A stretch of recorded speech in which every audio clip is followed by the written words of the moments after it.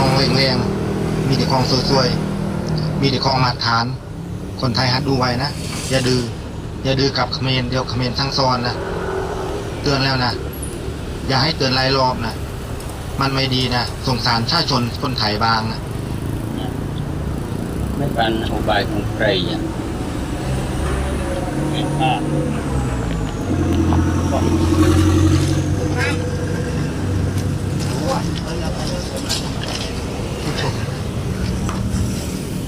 เมาบ้านบ้านแชทด้วยนะ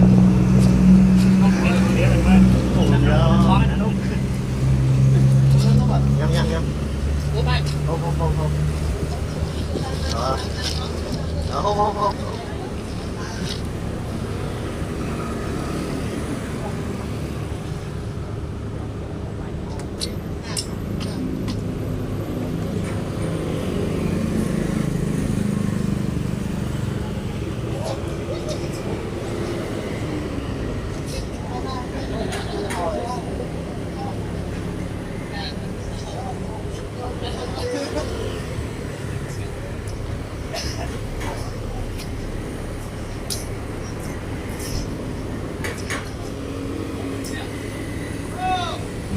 เฮ้ยตอนมองไปเลยเอ้ยเด็กยกใส่ยกยืนตียืนอย่าเร่งตรงมองไปเลยสู้ตียืนยกใส่ยกยืนตีเจ็บตัวเมาไว้เดินเลย แย่งแห่งของไทยนี่คือไทยเนี่ยเพิ่นมีแนวคิดแล้วก็มีแบบไอเดียที่จะแม่นส่งไปเนาะคือเรื่องการค้าขายนี่คนไทยนี่ต้องคนไทยนี่ฉลาดอยู่แล้วเรื่องค้าขายนะยอมเพิ่นนะเขาต้องยอมเพิ่นนะทุกสิ่งทุกอย่างเนาะนับแต่ไม่จิ้มแขวคนไทยก็ยังเฮ็ดได้สักกระเบือยันเรือรบอะสินค้าไทยอ่ะคือมีทุกอย่างที่ส่งออกทุกประเทศเนาะมีทุกอย่างเอ้าเขาเห็นหยังแน่ที่ประเทศไทยผลิตบ่ได้ถามเนี่ยเอ้าแทบทุกอย่างเลยเนาะแทบทุกอย่างเลยอะสิ่งที่ประเทศไทยผลิตได้แต่คือในกรณีนี้ที่แบบว่าอยากบ่ต้นคิดว่าได้อยากเอาชนะบ่เลยว่าได้มันก็เว้าไปซะแหละแต่ที่จริงมันเฮ็ดปฏิบัติบ่ได้ดอกมันเว้าได้หมดแต่ว่าปฏิบัติตัวจริงมันบ่ได้ดอกเพราะว่าคือ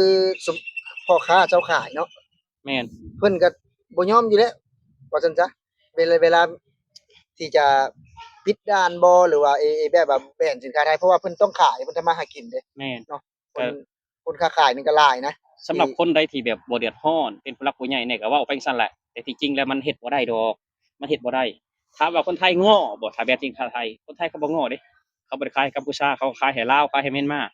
ประเทศลาวนี่ก็ใช้สินค้าไทยนี่หมดประเทศนะถ้าหากว่าแต่อยู่ลาวเขาก็ยังบ่ปฏิเสธว่าถ้าบ่มีสินค้าไทยก็แย่เนาะแย่แน่นอนแย่แน่นอนขนาดผงชูรสหั่นน่ะตาโอ๊ยบ่ต้นเว้าดีกว่าเนาะบ่ต้นบ่อันโฆษณาให้เพิ่นดีกว่าผงชูรสของไทยว่าไงคะยี่ห้ออิหยังแหละของไทยเนี่ยบ้านเฮานี่มักขนาด หลายเนาะถ้าขาดของไทยนี่คือว่าเรียบร้อยทุกคนนับตั้งแต่นมผงเด็กน้อยข้าวเด็กน้อยเนาะ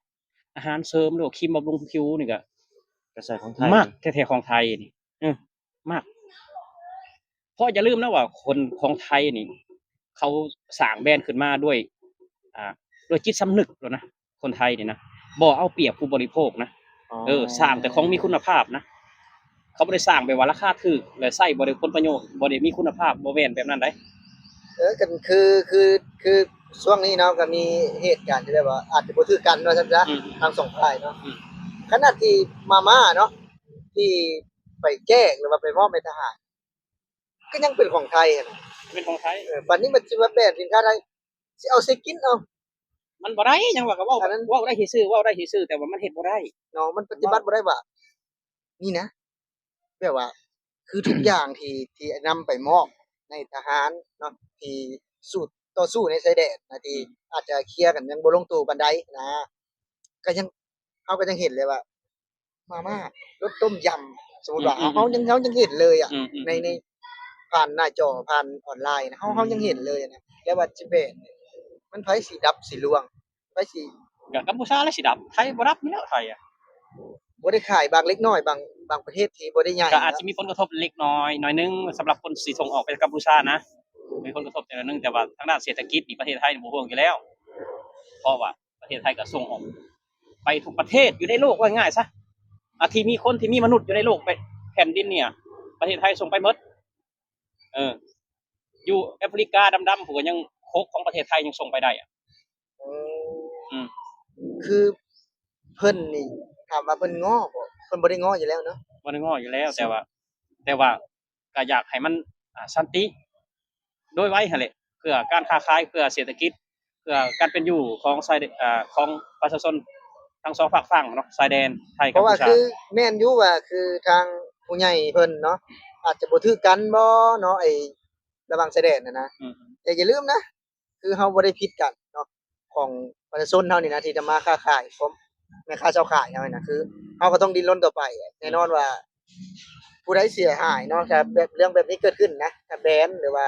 ฝั่งนี้ก็อาจจะเสียหายผู้ที่เพิ่นส่งออกกันแหล้วเนาะผู้ที่เพิ่นแบบว่า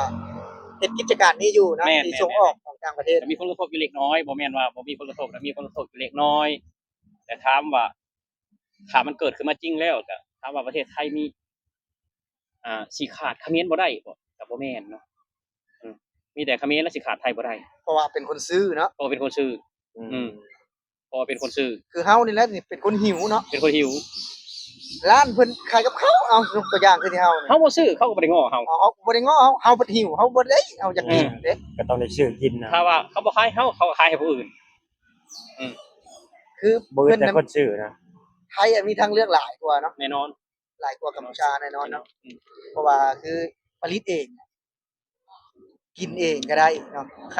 ายไปให้ประเทศอื่นก็ได้ แม่น เพราะว่าคือในส่วนนี้นะอย่าลืมนะคือเว้าหั่นแหละเนาะจักษณะเนาะจักษณะซื่อๆเนาะแบบว่าโอ้ยอยาก ว่าเอามันน่ะ เว้าเอามัน ว่าเอามันซื่อๆบ่แม่นว่าเอาเผือกนะว่าเอามัน เออ อืม คือแบบว่าอยากเอาชนะแต่ว่าบ่เบิ่งสภาพตัวจริงเพราะว่า แม่น ว่าเฮาสิสามารถเฮ็ดได้บ่ บ่เบิ่งศักยภาพเจ้าของเก่งแต่ปากบ่เบิ่งศักยภาพเจ้าของแล้วสุดท้ายเลยก็คนที่ได้รับผลกระทบก็คือ คนที่ชมไส้คนที่ค้าขายเนาะเพราะว่าแต่นับตามแนวชายแดนหรือว่าอยู่ในนครพนมเปญเนาะจะมีผลกระทบอย่างร้ายแน่นอนแหละกัมพูชาเนาะก็บ่ฮู้ว่าตอนนี้เพิ่นเคลียร์กันได้ฮอดไสแล้วยังบ่ฮู้เนาะแต่ว่าเรื่องที่แบนสินค้าไทยนี่คือบ่ต้นการันตีเลยว่าเฮ็ดบ่ได้ดอกเนาะเฮ็ดบ่ได้ ได้แต่เป็นข่าวลือ ได้แต่เป็นข่าวลือได้แต่เป็นข่าว เป็นข่าว ลื ลื อ อคือยกตัวอย่างคือบ้านเฮาจะแบนเงินบาทไทยให้บ่ปีก่อนแบนเงินบาทไทยคือแบบบ่เอาเงินบาทเข้ามาประเทศนี่ทุกวันนี้เท่าไดล่ะ 1,100 660,000 660,000แพงกว่าเก่า มันบ่ได้มันขาดเขาบ่ได้อะลี มันเฮ็ดบ่ได้เนาะ ขาดเธอขาดใจเลยขาด ขาด เธ เธ อ อ ขา ขา ด ดใจ ขาดเธอขาดใจเลยความหักก็ได้ อ๋อ อันนี้คือการขาดประเทศไทยนี่คือขาดใจเลยอ่ะ คือบ่สามารถเฮ็ดได้แน่นอน แม่นก็คือบ่ต้นนั่งเว้าอยู่แวะๆนี่ก็บ่ต้นก็ขาดประเทศไทยบ่ได้คือ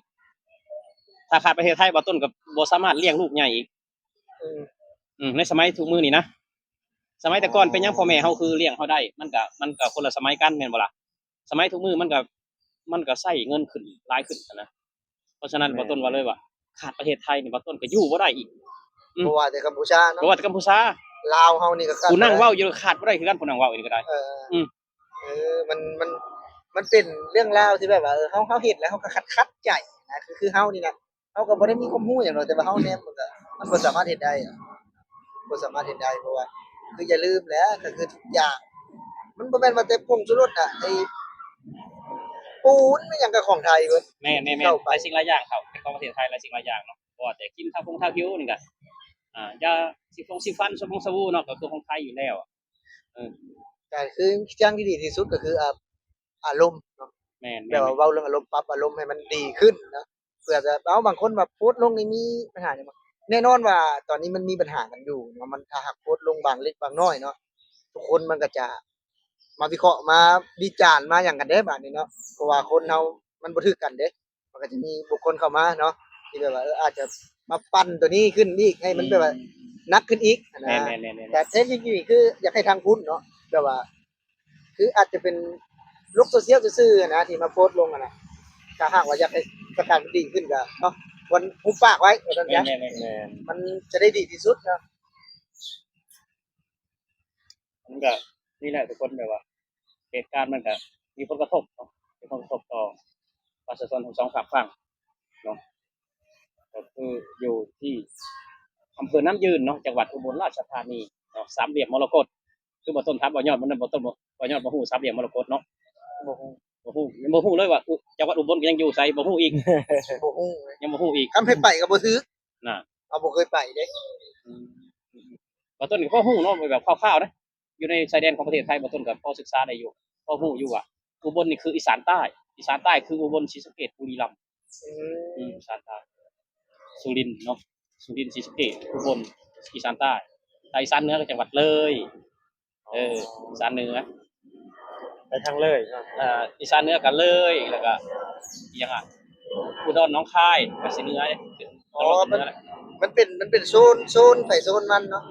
ก็คือบ้านเฮาหั่นเอาบ้านเฮาคือเชียงรายอ่ะคือสยบุรีนี่ก็คือลาวเหนือแม่นบ่สยบุรีตรงข้ามกับจังหวัดเลยสยบุรีมันนี่จำปาสักเด้ลาวหยังลาวใต้ลาวใต้ตรงข้ามกับจังหวัดหยังของประเทศไทยจังหวัดอุบลเข้าใจบ่อุบลก็เป็นอีสานใต้คือมุกดาหารบ้านเฮานี่คืออีสานกลางสวรรณเขตอีสานกลางนครพนมก็อีสานกลางบ่คือเฮางงมันประเทศไทยมันกว้างเด้คือภาคใต้ภาคเหนือภาคกลางก็มีคือกันบ่ ก็มีคือกันภาคเหนือก็เชียงใหม่เชียงรายภาคใต้ก็นราธิวาสปัตตานีพุ่นแหละใต้น่ะ ภาคกลางคือกรุงเทพ ภาคกลางคือกรุงเทพภาคอีสานคือตะวันออกเฉียงเหนือ อ๋ออันนี้เว้าเรื่องโซนภาคอีสานตัวนี้นะ อีสานภาคตะวันออกเฉียงเหนือแต่ว่าอันนี้อีสานใต้มันมีวงเวียนอีสานอยู่จังหวัดอีสานหลายๆเนาะจังหวัดมีหลายจังหวัดภาคอีสานนี่นะแต่ว่าอุบลราชธานีคืออีสานใต้จังหวัดเลยนี่คืออีสานเหนือมันก็เป็นแบบนี้แหละแต่เหนือใต้ก็มีคือกันกลางตะวันออก อ๋อ ตะวันออกคือชลบุรีอันนี้คือเว้าถึงโซนอีสานว่าซั่นซะ แม่นๆๆ เป็นอีสานใต้ อีสานใต้ บ่แม่นภาคใต้ บ่เป็นภาคใต้ได้อีสานใต้ อีสานใต้บ่ยัดว่าภาคใต้เห็นบ่ ภาคใต้ก็พุ่นแหละนราธิวาสปัตตานีพุ่นแหละภาคใต้ สำหรับคลิปนี้ก็ขอบคุณเนาะทางบ่าวสมหมายเนาะแล้วก็ทางบ่าวต้นที่เพิ่นมาได้เว้าข้อมูลเนาะประมาณหนึ่งพี่น้องซึ่งว่าเป็นการแบนสินค้าไทยเพิ่นเว้าฟันธงหน่อยไอ้ต้นเนาะว่า เฮ็ดบ่ได้ สามารถเฮ็ดได้บ่ได้เนาะ เฮ็ดบ่ได้ บ่าวสมหมายคือกันเนาะ แม่นเฮ็ดบ่ได้ สำหรับ ค ครับ ลิปนี้ขอลาพี่และน้องไปก่อน สวัสดีครับ สวัสดีครับผม ครับ สวัสดี